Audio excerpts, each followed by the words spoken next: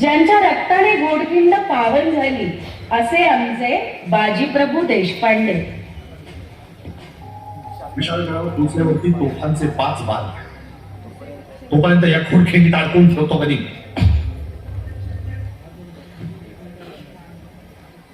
तुम्हाला वाटेल आज कसे जिंकणार होता पण तेव्हा फक्त राजांना आठवा. या दांडीच्या छाताडावर पाय रोवून उभे राहा आणि लढा. घामाच्या शेवटच्या थेंबापर्यंत आणि रक्ताच्या शेवटच्या बिंदूपर्यंत लढा. मी तुम्हाला वचन देतो, आज जर राजांना वाचवलं तर या घोडखिंडीच्या दगडावरती तुमची नावं कायमची कोरली जातील आणि तुम्हाला तुमचा हक्क हक्काने मागता येईल. त्या हक्काचं नाव आहे स्वराज्य.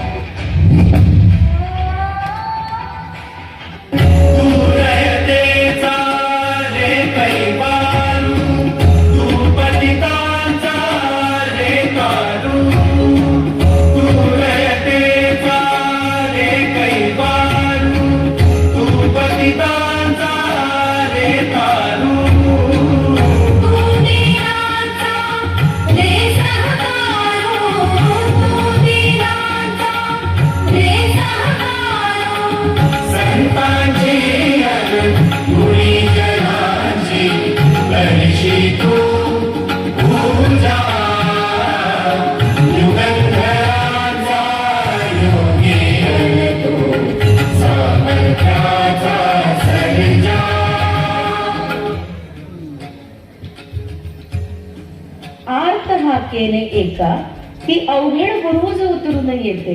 कारण प्रत्येकासाठी आई ही एक हिरकणीच असते. माझं बाळ एकला या पदरपसी तुमच्या पुढे मला जाऊ द्या. कुठून तरी रस्ता असेल ना एवढा मोठा गड. तो पश्चिमेचा कडा आहे. न तटबंदी न बुरुज कडा असा भरभरून तिथून फक्त वारावर येतो आणि पाणी खाली लागतो. पण माझं बाळ आई भावाने राहील पाठीशी होती. आई बाबानीला संधीकडे पोचता येत नाही म्हणून तर तिने आई बनवली.